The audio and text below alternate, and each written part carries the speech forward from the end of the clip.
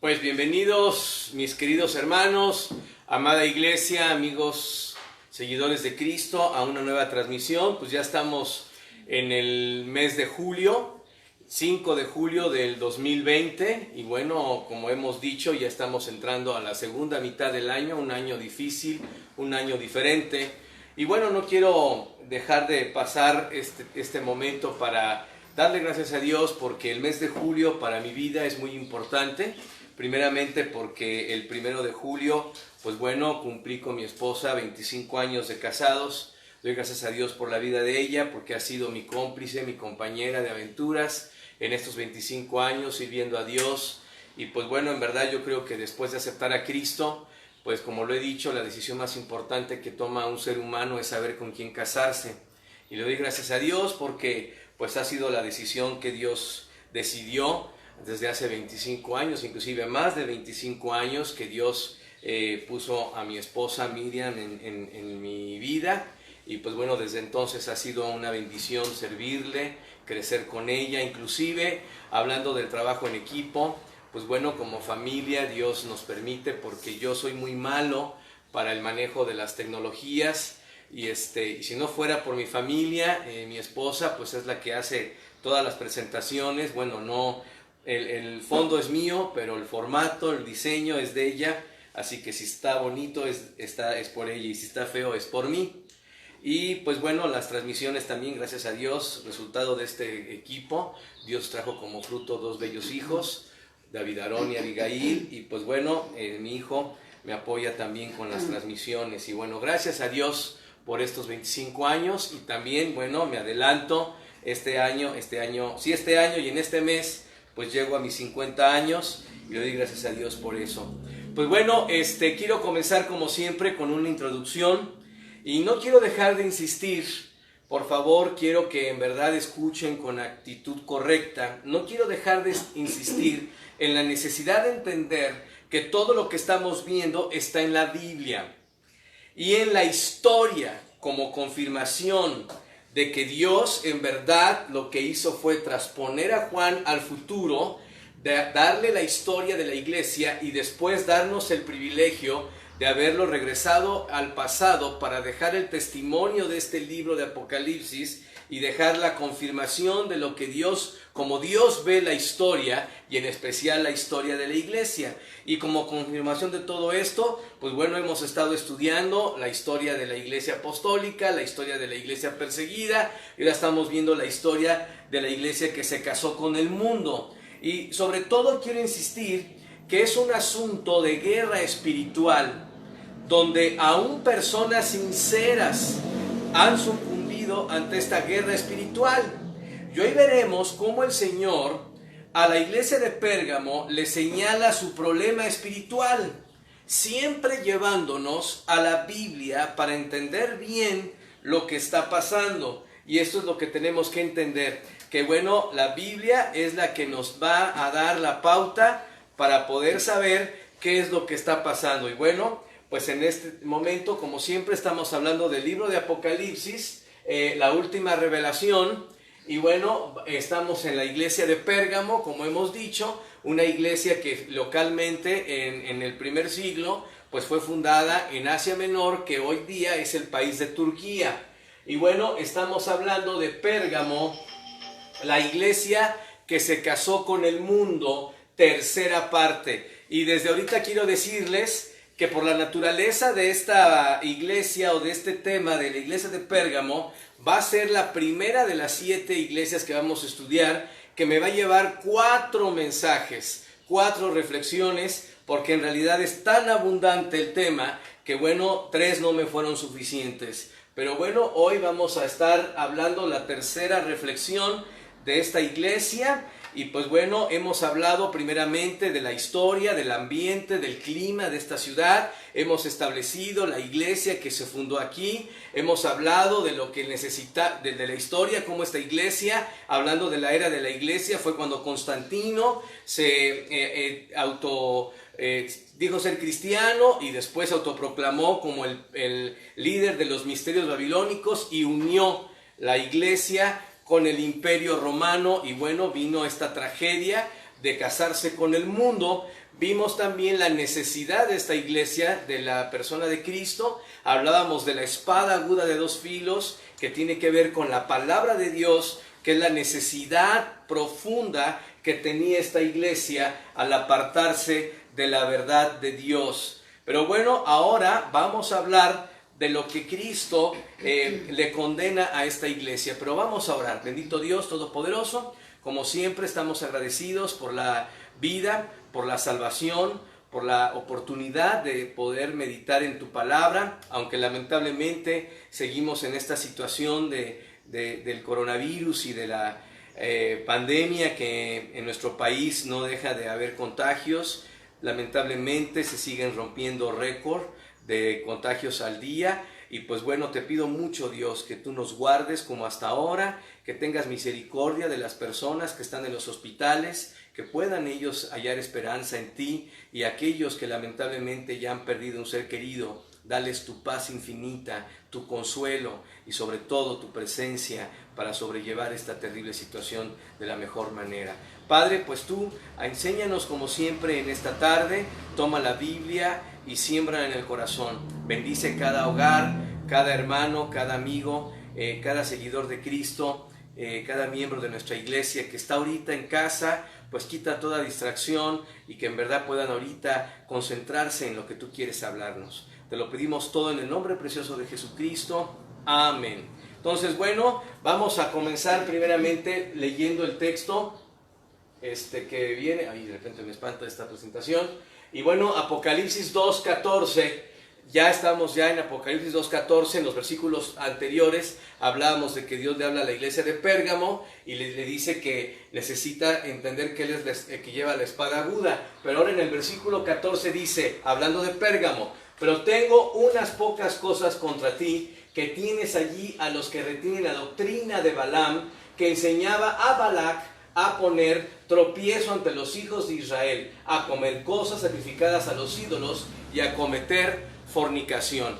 Mucha información en este solo versículo que nos va a llevar pues prácticamente toda la transmisión para poder entender un poquito de las implicaciones espirituales de ese tiempo y de las implicaciones espirituales para nosotros. Y bueno, ¿qué vamos a ver ahora? Como dije, la condenación. Veíamos que la iglesia de Esmirna no recibió ninguna condenación. En el caso de Éfeso sí, porque dejaron su primer amor. Y ahora, nuevamente, la iglesia de Pérgamo sí les da a Dios una reprimenda, una condenación. Y bueno, ¿cómo comienza otra vez? Retomando el texto de Apocalipsis 2:14, nada más la primera parte, dice, pero tengo pocas cosas contra ti. Vean qué increíble. Le dice Dios a esta iglesia, tengo pocas cosas contra ti. Terrible, en mi personal opinión, que Dios te diga, tengo pocas cosas contra ti. Imagínate que Dios te diga eso. Yo creo que esas palabras son suficientes para caer rendido ante sus pies. Que Dios te recrimine. Imagínate que Dios se presente ante ti, o estés en el tribunal de Cristo, o estés delante de su presencia y te diga, hey, Ricardo, mírame a los ojos.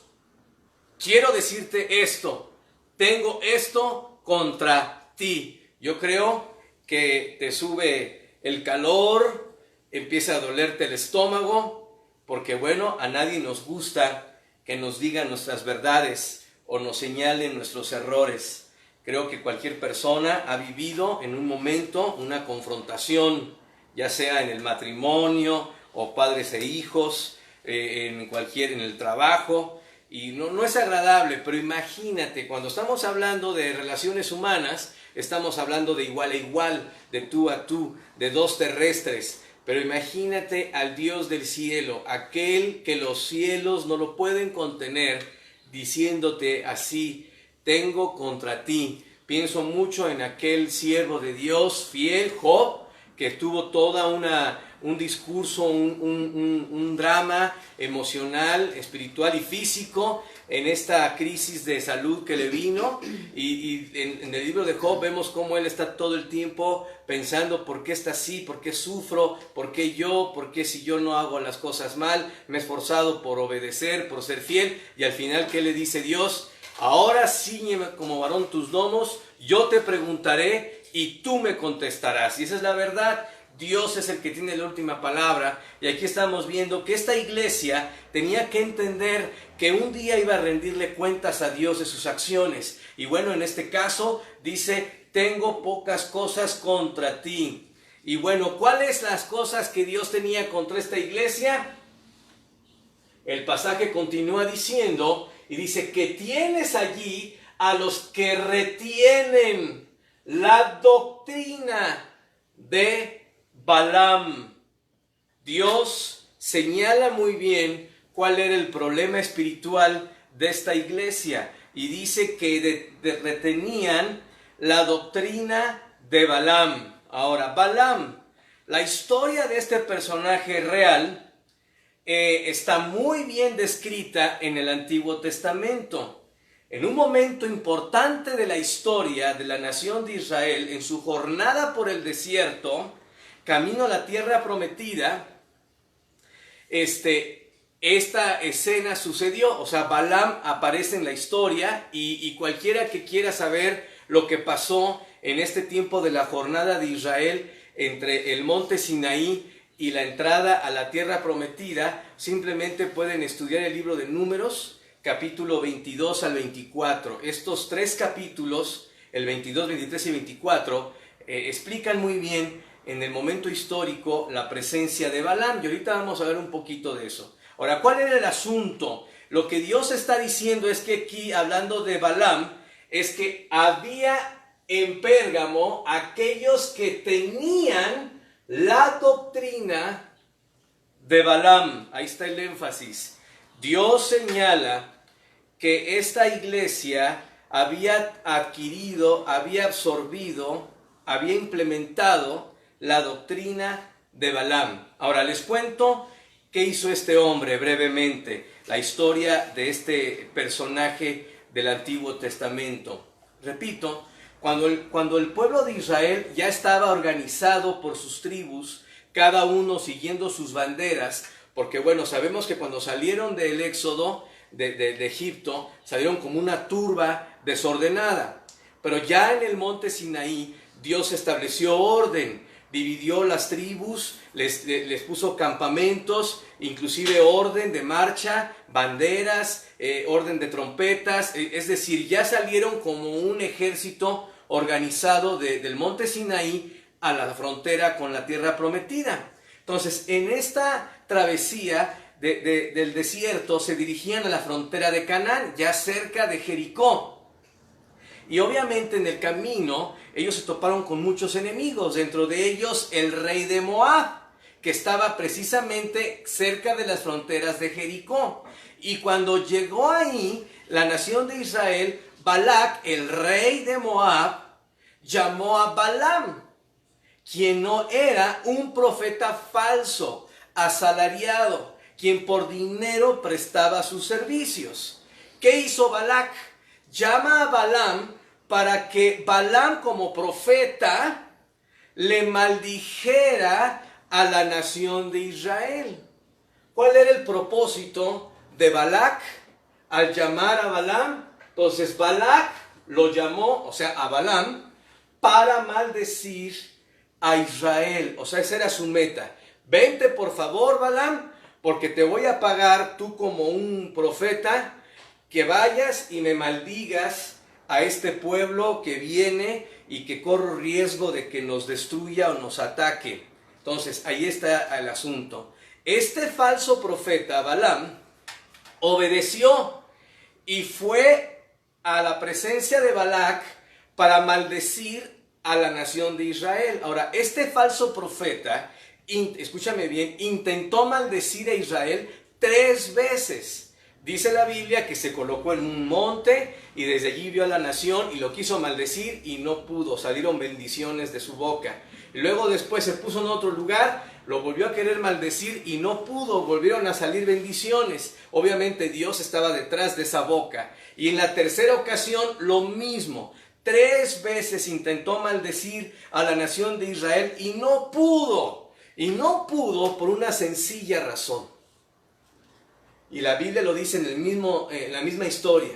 ¿Por qué? Porque el pueblo de Israel es bendito.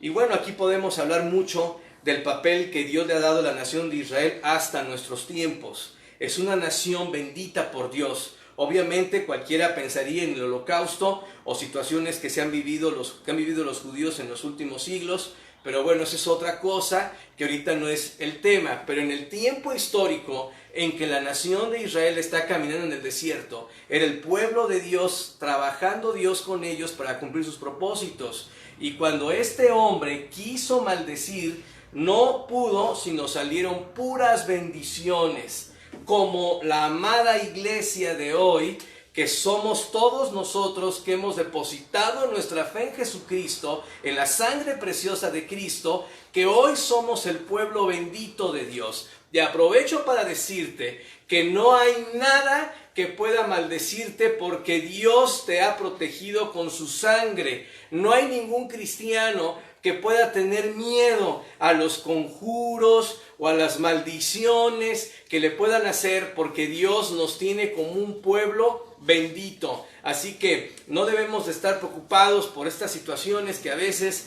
en nuestro mundo nos quieren espantar, pero si tú eres un verdadero nacido de nuevo, no debe de haber ningún miedo a esta situación, porque así como Israel no pudo ser maldecido por este falso profeta, ningún cristiano, ningún miembro de la iglesia de Cristo puede estar bajo maldición, porque la bendición se ha dado a través de la sangre de Cristo. Tomando el cuadro del Antiguo Testamento, acuérdate que la maldición llegó a aquellas casas en la Pascua que no tenían sangre en los postes y en el dintel, porque no tenían la protección de la sangre del Cordero.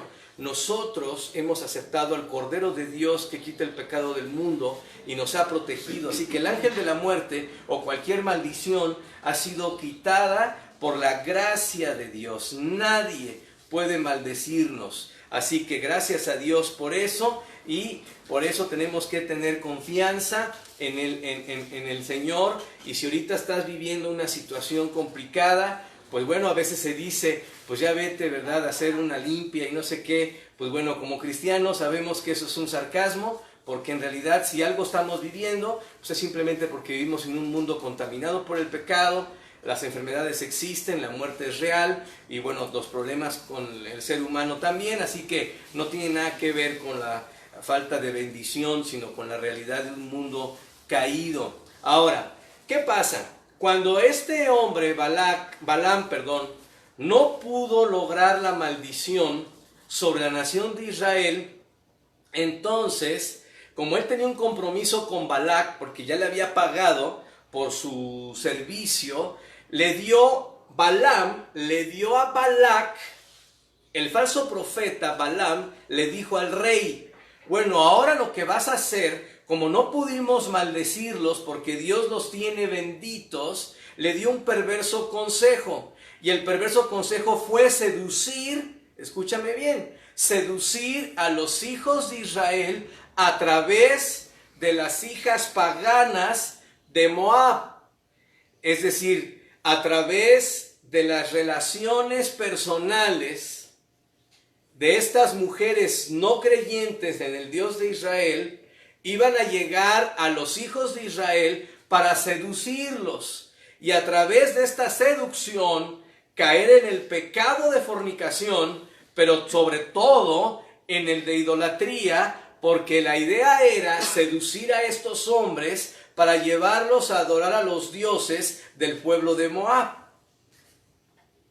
Ese es el punto central de lo que pasó con Balaam. Un falso profeta, asalariado, usado por Satanás, para llevar a la nación de Israel a pecar contra Dios. Y como no lo pudo hacer a través de las maldiciones, se infiltró a través de la naturaleza pecaminosa que tienen todos los seres humanos, como los israelitas y como también nosotros. Tristemente, los hijos de Israel, si tú ves la historia después de Números 24, en el capítulo 25 en adelante, si tú ves la historia, los hijos de Israel pecaron en fornicación e idolatría. Los hijos de Israel sucumbieron ante esta estrategia que Balaam usó para seducir a los hijos de Israel. Ahora vamos a leer brevemente el testimonio de los resultados de este consejo. Como les dije, en los capítulos 22 al 24 del libro de Números, vemos la historia de Balaam en todo este drama de ser contratado para maldecir a Israel y todo eso. Pero ya en el 25 estamos viendo el resultado de su consejo perverso pero acertado hacia la nación de Israel. Y dice Números 25, versículo 1, moraba Israel en Sitim, y el pueblo, que dice, empezó a fornicar con las hijas de Moab. Y bueno, no es necesario explicar la palabra, ¿verdad? Porque la fornicación no es más que el acto sexual fuera de los parámetros de Dios, y obviamente el único parámetro de Dios es el matrimonio. Entonces, obviamente, en este caso, los israelitas se metieron sexualmente con las mujeres de este pueblo, con las hijas de Moab. Pero ahí no paró todo, porque en verdad hay una poderosa influencia en las relaciones personales que usa Satanás para llevar a una persona a apartarse cada vez más del Dios verdadero. Y el segundo versículo de este texto de Números 25 dice, las cuales, ¿quiénes? Las hijas de Moab, las cuales invitaban al pueblo, ¿a qué? A los sacrificios de sus dioses. Y el pueblo comió y se inclinó a sus dioses. ¡Qué terrible! Aquí yo veo una gran enseñanza. La tendencia legalista siempre nos quiere llevar a la idea de que el pecado es algo que está fuera de nosotros y que nosotros debemos de poner un montón de reglas y mandamientos para que no nos pase nada, como metiéndonos en una burbuja. Fíjate cómo Satanás quiso atacar desde afuera a través de una maldición y no lo logró. Pero cuando usó la naturaleza pecaminosa de los propios israelitas, la guerra resultó en victoria para el diablo. Entonces, ¿qué es la moraleja?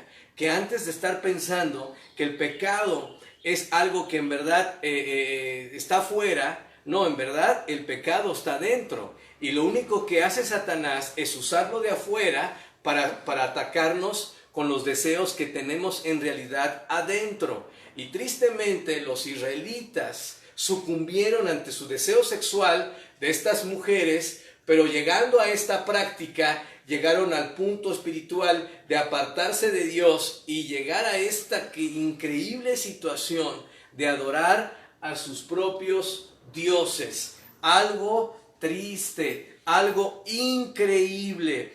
Un pueblo que había visto al Dios verdadero abriendo un mar, un pueblo que había visto el agua convertirse en sangre, un pueblo que había visto cómo milagro tras milagro Dios protegió al campamento de Israel y trató con los egipcios, un pueblo que en la noche de la Pascua vieron cómo la muerte entró a los hogares de los que no creían en el Cordero y en ellos no, y llegaron a este lugar y por el simple acto carnal de sucumbir ante un deseo, cayeron en la idolatría.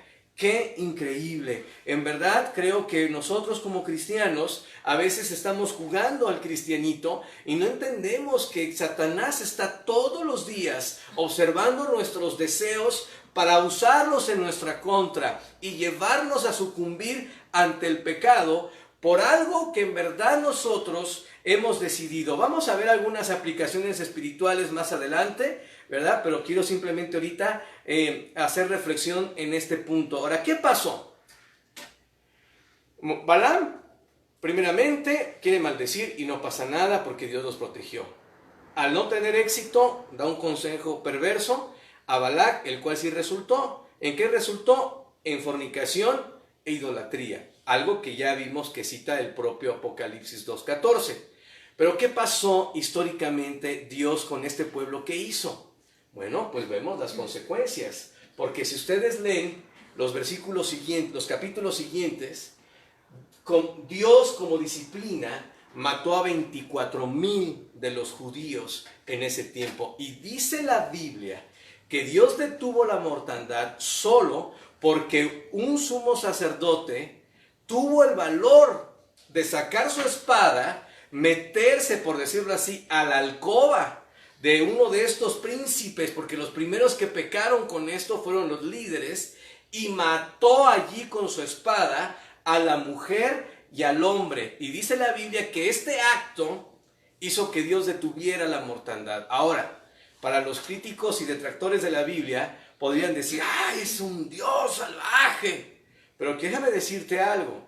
Estas cosas están para enseñarnos que el Dios de la Biblia es un Dios celoso. Y hoy en día la aplicación espiritual es que la paga del pecado es muerte. Y cuando nosotros quebrantamos los mandamientos de Dios, la muerte espiritual se extiende no solo a nosotros, sino a las personas que están a nuestro alrededor. En realidad, yo he estado meditando, ahorita tomando el asunto del coronavirus, yo veo mucha similitud espiritual entre el coronavirus y el pecado, porque es algo invisible, pero altamente contagioso, que muchas veces unos no lo aceptan y por no aceptarlo pueden morir por el mismo contagio, como muchos no aceptan sus pecados y están muertos espiritualmente. Pero bueno, ¿cuál es el asunto? Dios trajo disciplina y ahora el mismo texto de Apocalipsis sobresalen los dos elementos de su doctrina. ¿Cuáles fueron los dos elementos en la doctrina de Balaam? La idolatría y fornicación. La idolatría y fornicación. ¿Qué dice el texto de Apocalipsis?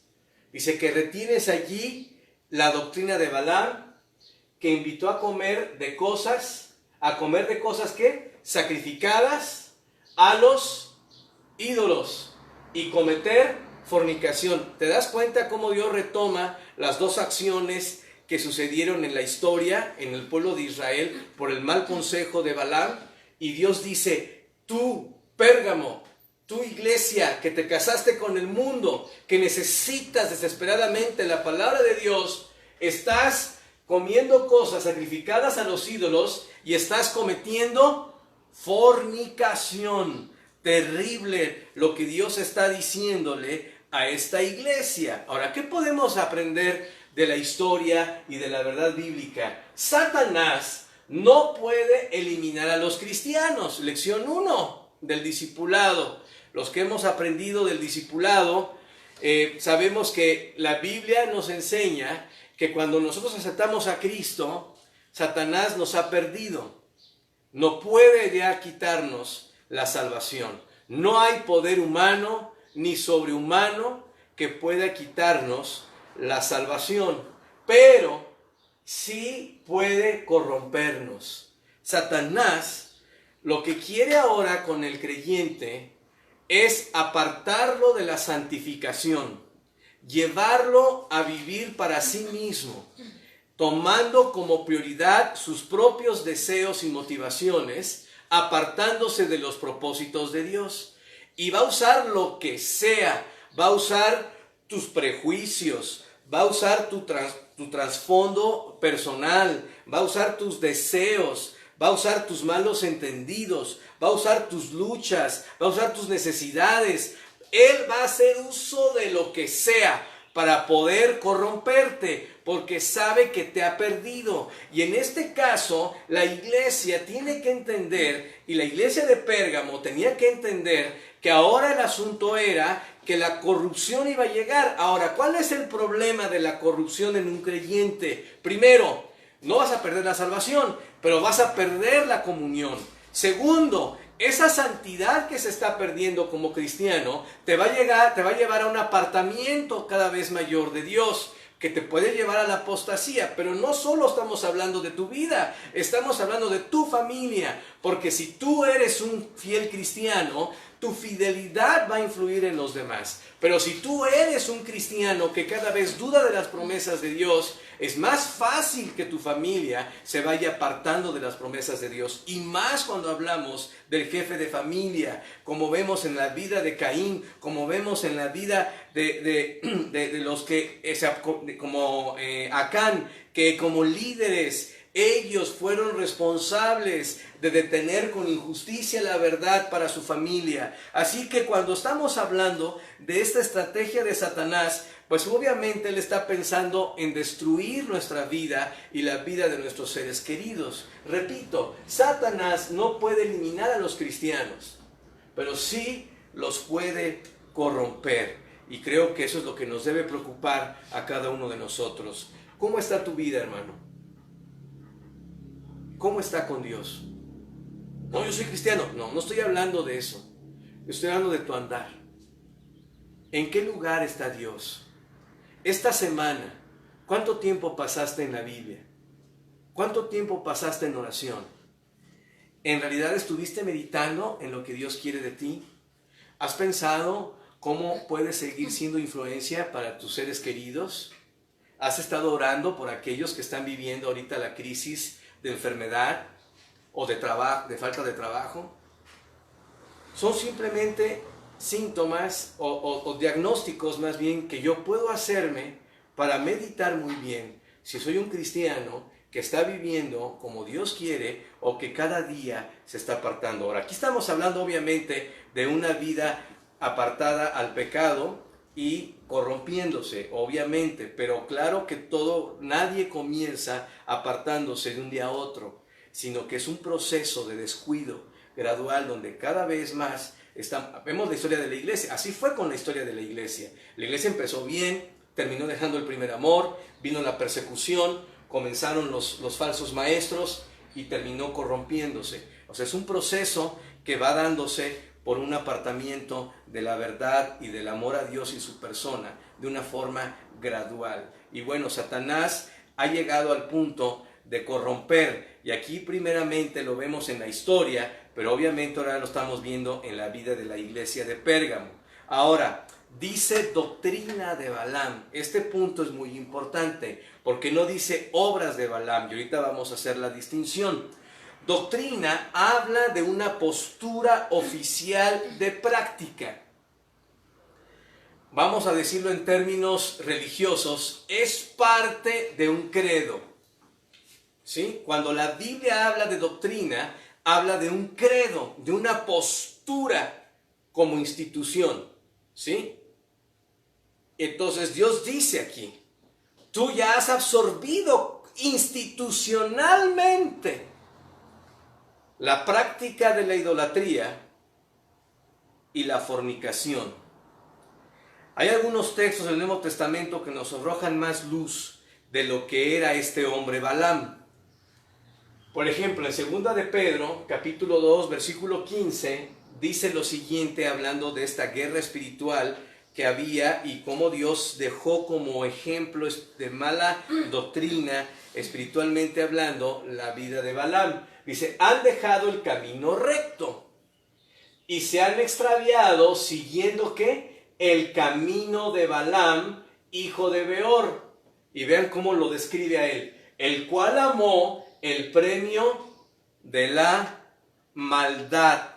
El cual amó el premio de la maldad. Esto sería alquilar un don para obtener una ganancia espiritual. Perdón, material, ¿verdad? Repito, aquí me equivoqué. Esto sería alquilar un don para adquirir una ganancia material. Eso es seguir el premio de la maldad. Sabemos que Balaam se vendió económicamente. A él le dieron dinero, inclusive cuando le dijeron, te vamos a quitar tu dinero, fue cuando dijo, no voy a perder mi negocio, entonces le voy a dar este consejo y así, pues si resulta la meta que él quería, pues Él me tiene que pagar, aunque Dios no me haya permitido maldecirlos. Así que bueno, estamos hablando en esto. Ahora, la iglesia de Pérgamo, aquí viene la aplicación. La iglesia de Pérgamo, bajo Constantino, al absorber los misterios de Babilonia y colocarse como el maestro o el administrador de los misterios y a la vez el líder de la iglesia, hace que el liderazgo cristiano se haga parte del Estado y se volvió un puesto político que provocó intereses ajenos a la palabra de Dios, como los intereses económicos y los intereses de poder.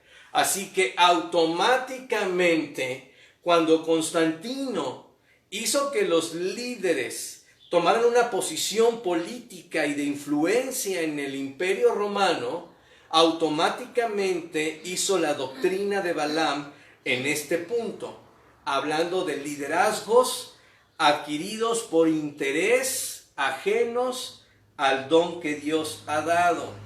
Se volvió una realidad en Pérgamo, lamentablemente, esta situación. Y Dios sigue hablando en el Nuevo Testamento, por ejemplo en Judas capítulo 1, verso 11, dice: ¡ay de ellos! Porque han seguido el camino de Caín. Podríamos hablar mucho de eso, pero vean cómo enfatiza: y se lanzaron por lucro en el error de Balaam y perecieron en la contradicción de Coré. Aunque pone 3 ejemplos de 3 eventos históricos en la nación de Israel, me quiero centrar en el personaje que estamos aprendiendo. Dice: y se lanzaron por lucro en el error de Balaam. Ahora, aquí también 2 cosas a aprender. Primeramente, se confirma que Balaam tenía un problema con la motivación en el servicio. Y obviamente él era un hombre era un siervo o un falso profeta asalariado. ¿Qué quiere decir? Que su motivación era económica, era un interés monetario. Y bueno, aquí el problema es que al dar privilegios del Estado, en el tiempo de Pérgamo, muchos llegaron a aspirar a una posición de liderazgo cristiano, no por el servicio, sino por el poder y la motivación errada que fomentaba. Pero también dice aquí, en el texto de Judas, el error de Balaam. ¿Cuál fue el error de Balaam?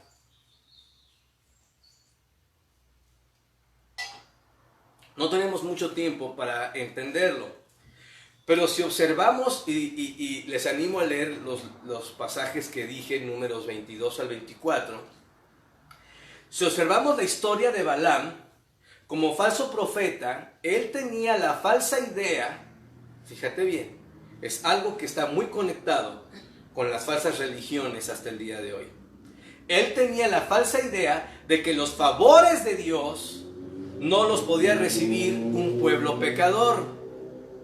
Es decir, Balaam dice o pensaba que los favores de Dios, según Balaam, se merecen.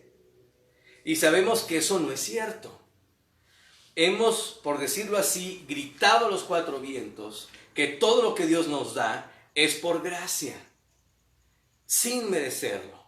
Pero de repente en Pérgamo ya hay que merecer el favor de Dios a través de las buenas obras y los ritos. Y ese fue el error de Balaam, porque él observó el campamento de Israel y dijo: ¿estos pueden ser el pueblo de Dios?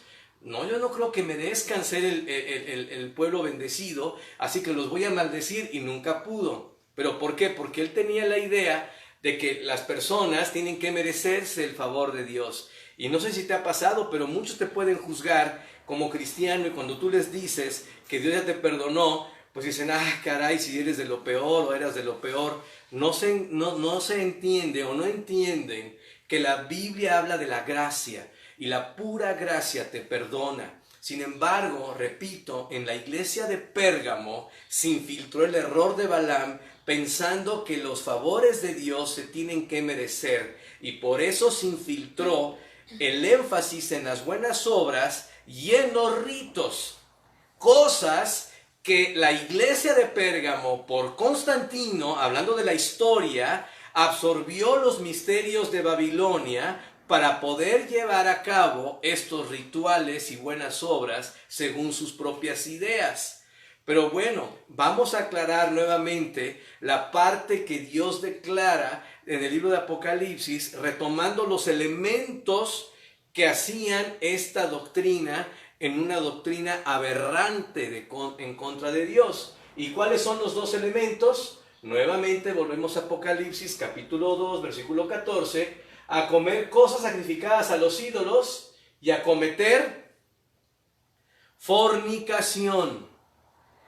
A comer cosas sacrificadas a los ídolos y a cometer fornicación. Ahora, aquí viene una aplicación importantísima. Pon atención. En un sentido espiritual, ve lo que digo.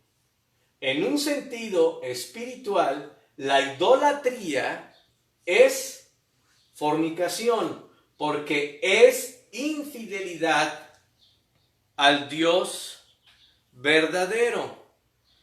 Como lo hemos visto claramente, Dios hace énfasis en que Él es el único Dios verdadero. Y vamos a ver algunos textos que nos arrojan un poco de luz para entender cómo Dios usa la fornicación espiritual como un acto de infidelidad, o más bien la práctica de la idolatría como una infidelidad espiritual, que en un sentido sería una fornicación. Y bueno, en Jeremías capítulo 3, versículo 6, en el tiempo de la historia, cuando la nación de Israel, ya estando dividida en dos reinos, Jeremías predicaba a las tribus que estaban todavía no cautivas, porque 10 tribus, las del norte, que se llama el reino de Israel, se lo llevó Dios en disciplina, en cautiverio o en dispersión por el imperio asirio. Los que sobrevivieron todavía 100 años, del año 700 al 600, con cierta autonomía y gobierno, fue el reino del sur, los de Judá. Jeremías fue usado por Dios para predicarle a este remanente de Judá. Y vean lo que le dice Dios como ejemplo de la disciplina, aplicando el asunto de la infidelidad espiritual. Dice Jeremías 3:6, me dijo Jehová en días del rey Josías, es un rey de Judá. Dice, ¿has visto lo que ha hecho la rebelde Israel? Hablando del norte, de este reino dividido. Dice, ella, vean cómo Dios aplica en un sentido femenino y como de esposa a la nación de Israel. Dice, ella se va sobre todo árbol y debajo de todo, que diga, sobre todo monte alto, estoy siempre adelantándome, sobre todo monte alto y debajo de todo árbol frondoso, y allí ¿qué? Fornica. Ahora, podemos ver en la historia que los lugares de altares eran siempre en lugares altos y debajo de los árboles. Es una práctica de la idolatría. No estamos hablando de ningún nombre de algún dios. El hecho de tener un elemento físico, ya sea construido por madera o esculpido en piedra, la práctica es adorar en un monte alto o debajo de los árboles, y más en ese tiempo. ¿Y qué dice Dios? Allí fornica, y está hablando de una adoración a ídolos. Ezequiel 16:36, un contemporáneo de Jeremías, y dice aquí, así ha dicho Jehová el Señor, por cuanto han sido descubiertas sus desnudeces en tus fornicaciones. Ve cómo hace un cuadro Dios de una mujer que está siendo infiel.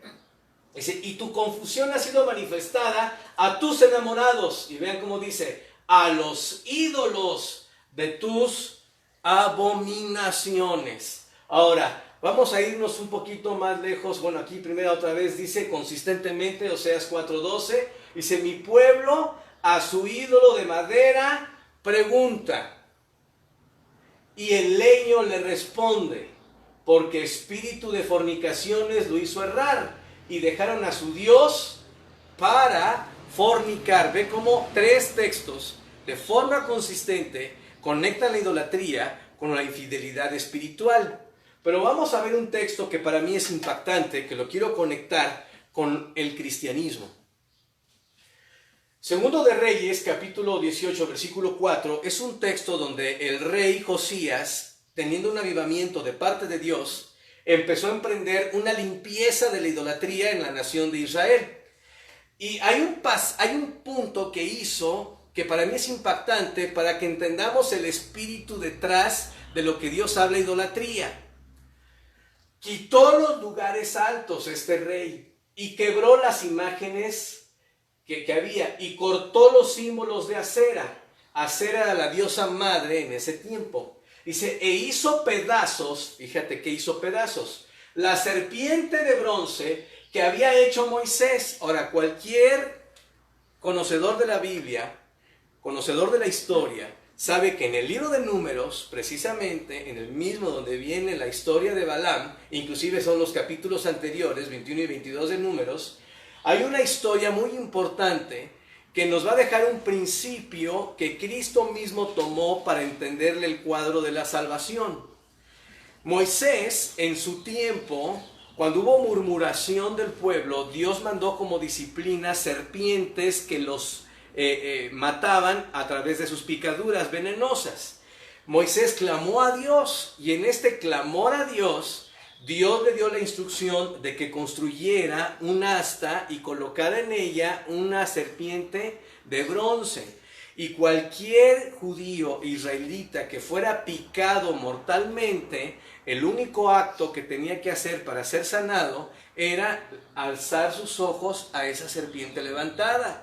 Y en el acto mismo de hacer esto por obediencia a Dios a través de Moisés, eran sanados. Cristo, en Juan 3, versículo 14, hablando del nuevo nacimiento, hablando con un doctor de la ley que era Nicodemo, toma este evento de la historia de Israel para hablar de su sacrificio en la cruz.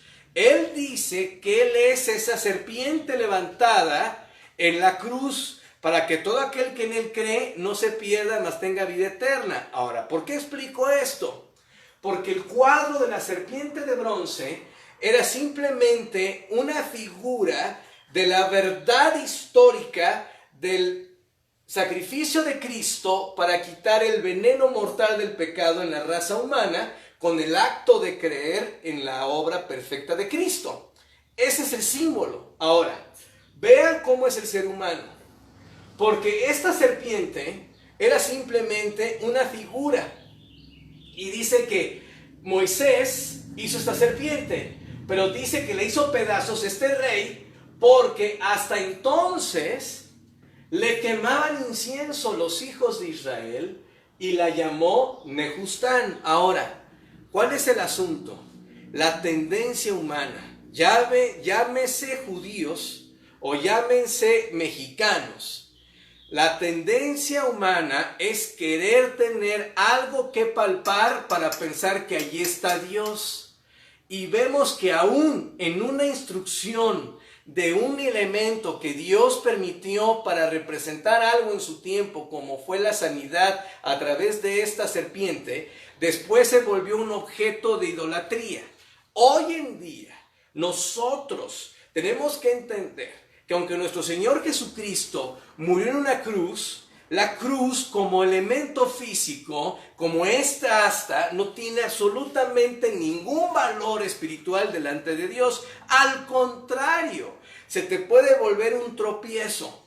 Pensar que Dios te protege por traer algún elemento físico. No, entiéndelo. Dios está en tu corazón si has nacido de nuevo y la sangre de Cristo te protege sin ningún amuleto. No necesitas de nada para poder tener con Dios una relación protegida. Al contrario, el énfasis que yo quiero hacerte aquí es que para Dios esto no está permitido porque Dios no espera que tú tomes algún elemento y le prendas incienso, le prendas una veladora o te hinques. No, nada de eso. No, Dios no. Por eso la Biblia habla de que Dios dice que no tiene figura para que no lo encierres en una imagen. Inclusive tienes que entender que todas las imágenes que tenemos de Jesucristo hasta el día de hoy son mera tradición. La Biblia, con toda intención, jamás te describe físicamente a Jesucristo, porque Dios sabe que nosotros los humanos a fuerza tendemos a hacer nuestra tendencia a querer adorar o visualizar a un Dios. Ahora, la fe, dice la Biblia que la fe es la que nos salva, la fe es la que nos acerca a Dios. Así dice Hebreos, que sin fe es imposible agradar a Dios. Y dice la Biblia que la fe es la certeza de lo que se espera, la convicción de lo que no se ve. Entonces, no tienes por qué estar pensando en un elemento físico para que creas o sientas que Dios está allí. Dice la Biblia que Moisés se sostuvo como mirando al invisible. Otra vez, él pudo haber tomado esa serpiente de bronce y llevársela como si fuera su fetiche de protección, pero obviamente él entendía que no era el asunto físico, sino la instrucción de Dios en ese momento para dejar el cuadro de que en su momento Cristo iba a morir en la cruz. Y mucho podemos hablar de eso. Así que nosotros tenemos que entender que la cruz de Cristo es el elemento histórico que Dios usó para traernos salvación, pero hoy por hoy nuestro Señor Jesucristo murió una sola vez y está en el cielo para darnos esa salvación si todavía no la hemos recibido, o para darnos esa protección que ya tenemos si hemos recibido a Jesucristo. ¿Y qué podemos decir del Nuevo Testamento? Ya hablamos de este celo de Dios.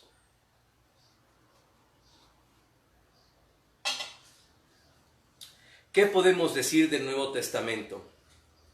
Bueno, la Biblia es bien clara. Cristo es nuestro esposo. Cristo es nuestro esposo. Efesios 5:24 dice, así que como la iglesia está sujeta a Cristo, así también las casadas lo estén a sus maridos en todo. ¿Qué está haciendo? Está comparando el matrimonio con la relación que tiene Cristo y la iglesia. Pero no solo eso dice, maridos, amad a vuestras mujeres. ¿Cómo? Así como Cristo amó a la iglesia. ¿Qué hizo Cristo por nosotros? Se entregó a sí mismo por ella. Pero no solo se entregó, dice la Biblia, para que santificarla, apartarla, habiéndola purificado en el lavamiento del agua. ¿Por qué? Por la palabra. Otra vez la espada de dos filos. Entonces, ¿qué está diciendo este pasaje hablando de la figura?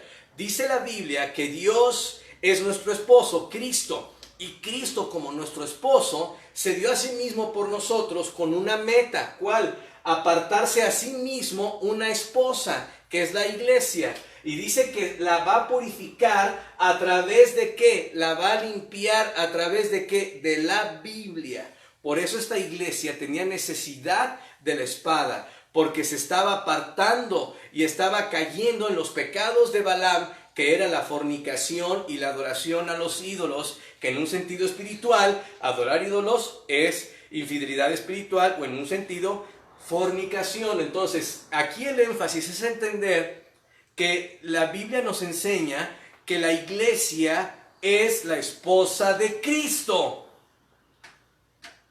Entre mi esposa y yo, no puede haber nadie más. No puede haber otro hombre. Toda su devoción como mujer, en sus pensamientos y deseos, son para mí. Yo no sé tú qué piensas de tu matrimonio, pero creo que cualquier hombre entiende el celo santo que tiene hacia su relación con su esposa. No puede haber otro hombre entre mi esposa y yo.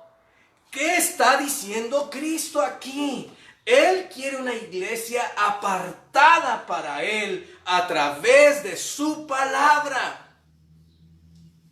Ese es el asunto. Por eso, llámese devoción, llámese veneración o adoración a otra cosa que no sea la persona de Cristo, es infidelidad espiritual. Punto.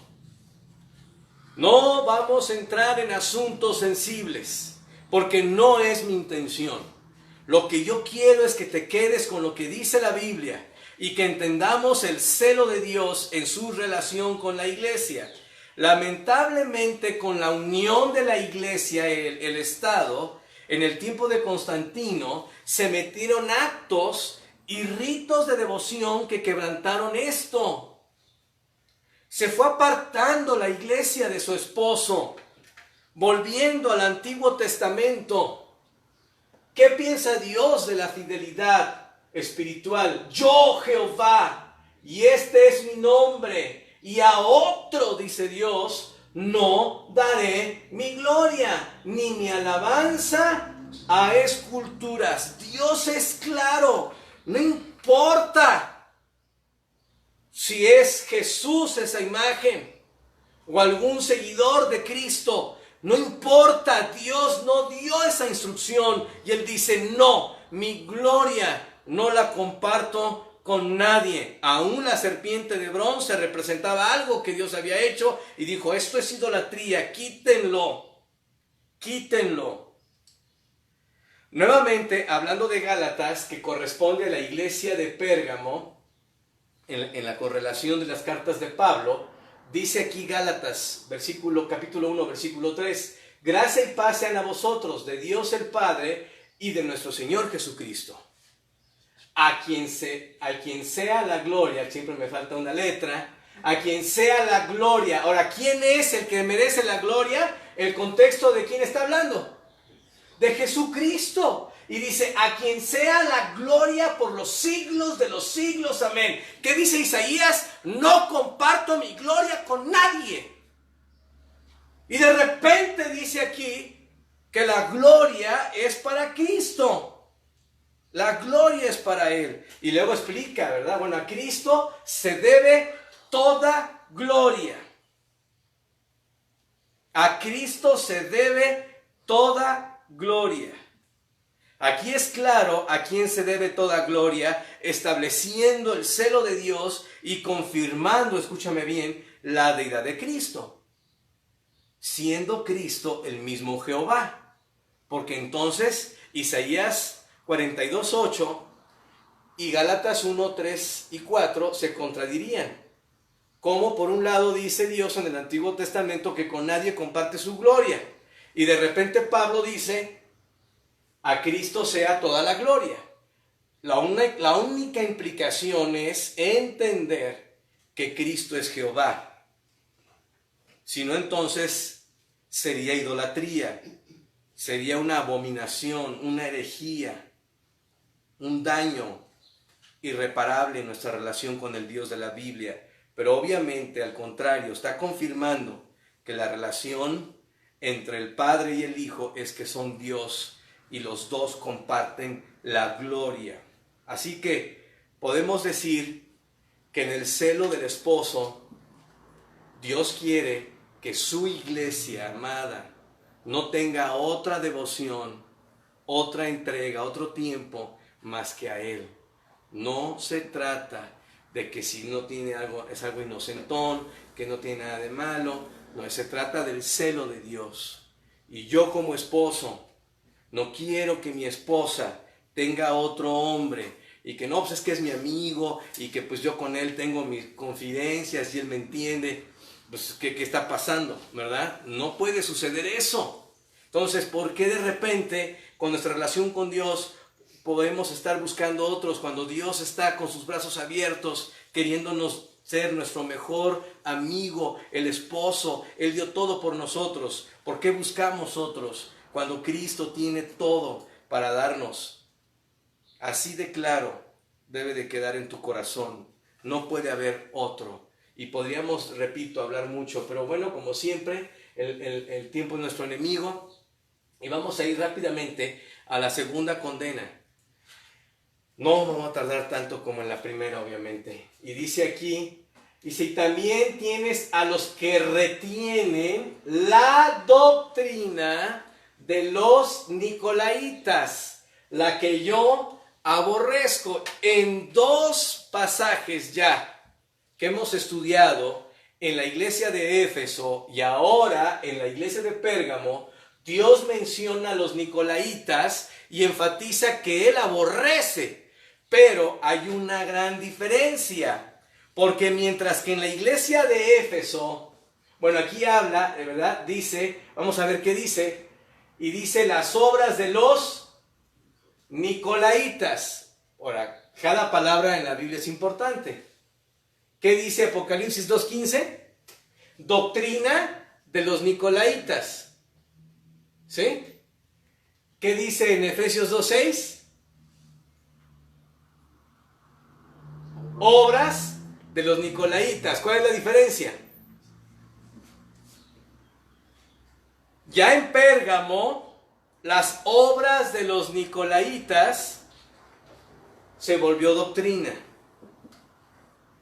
Es decir, desde el primer siglo, con la muerte de los apóstoles, hubo un vacío de autoridad que hizo que en las iglesias se empezara a ver una división en las obras, diciendo, no, pues solo los que tienen mayor conocimiento, solo los que saben más de la Biblia, son los que pueden enseñar la Biblia y hablarnos de Dios y darnos a Dios. Eso se hizo como obras.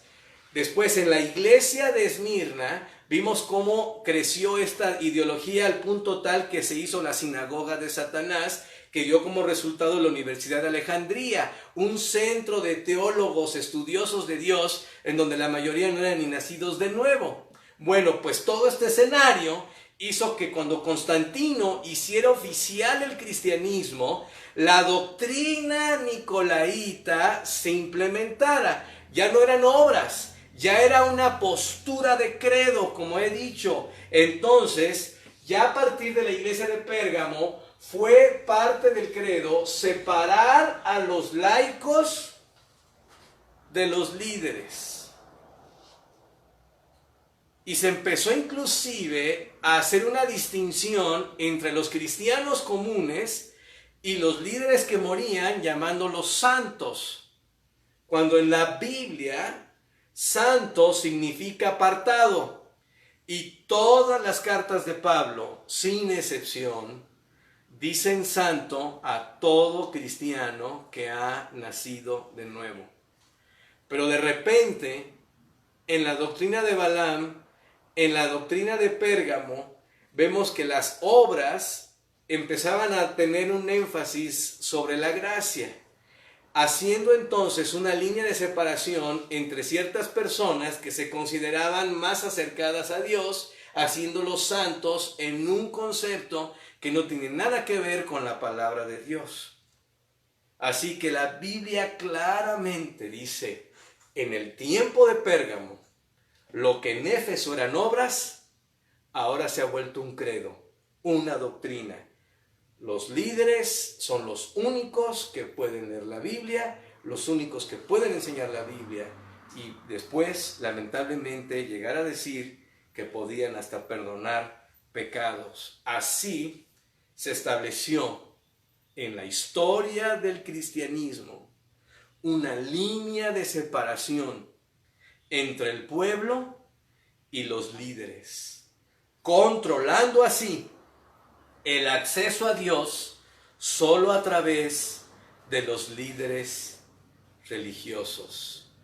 Y tristemente, este legado se fue dejando como herencia a través de los siglos venideros, y lo veremos aún en la siguiente etapa de la historia, aunque como les dije todavía nos falta una de la iglesia de Pérgamo. Así que bueno, para terminar, mis queridos hermanos, amigos, seguidores de Cristo, como podemos ver, tristemente la iglesia de Pérgamo entró en una etapa de muchos problemas espirituales. Sin embargo, quítate el prejuicio. Me dirijo a los cristianos.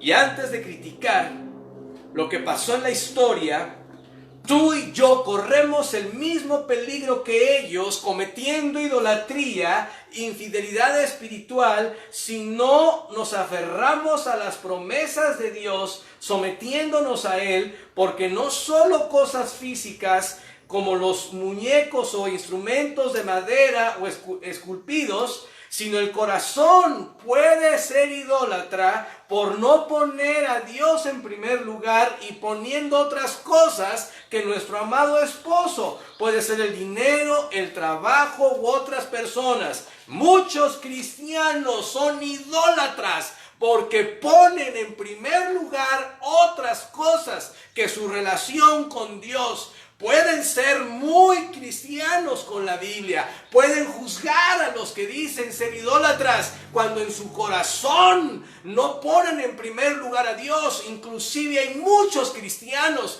que solo escuchan la Biblia a través de transmisiones. Hoy es necesario, pero cuando regresemos a las iglesias, muchos cristianos ya no van a regresar porque viven una vida de idolatría, de comodidad, de buscar a Dios a su manera, no a la manera que la Biblia lo dice. Pero la Biblia dice que Cristo es nuestro esposo y Él nos anhela celosamente, dice Santiago, hablando del Espíritu Santo. Y por eso, mis hermanos, aunque estamos encerrados ahorita, en tu corazón puede haber ídolos. Y yo les animo, hermanos, a que hagamos un diagnóstico espiritual. Tus pensamientos, ¿en qué están? ¿Qué es lo que te pasa más por la mente en el día? ¿En qué inviertes más? Esos son tus ídolos. Esos son tus ídolos. Si no estás orando, si no estás leyendo la Biblia, si no tienes presente a Dios en tus acciones, hay idolatría. Y Dios es celoso. Y Él quiere que estemos con Él y que Él sea el único en nuestros pensamientos y en nuestras acciones. Así que, mis hermanos, les animo a seguir adelante buscando solo a nuestro gran Dios. Bendito Padre, gracias porque la Biblia nos exhorta y nos recuerda que podemos nosotros sucumbir ante una infidelidad espiritual. Y en verdad, Señor, no entendemos muchas veces que al estar ocupados en otras cosas, haciendo a un lado nuestra relación contigo, es infidelidad. Permite, Dios, que tu palabra redarguya, reprenda y exhorte a tu iglesia, a tus hijos. Y si una persona todavía no establece una relación íntima contigo, permite, Señor, que a través de tu Espíritu Santo se puedan reconciliar, reconociendo sus pecados y entrando en comunión contigo. Te lo pido en el nombre precioso de Jesucristo. Amén. Pues mis amados hermanos, estamos, como repito, empezando el mes de julio. Lamentablemente, pues bueno, vemos que las autoridades pues nos están dando instrucción de que todavía esto no para. Obviamente, como reuniones de iglesia no vamos a poder reunirnos. Esto no se le ve para cuándo. Mínimo yo pensaba que en julio vamos a empezar, ya lo he visto el cansancio. Pues no, ¿verdad? Sigamos orando, hermanos.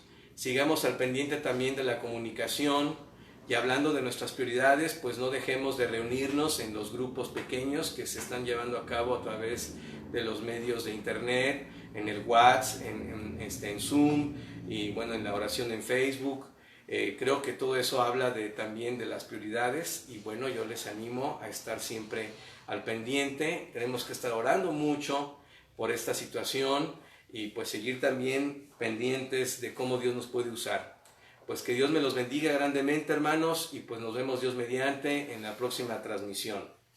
Bendiciones. Buena tarde.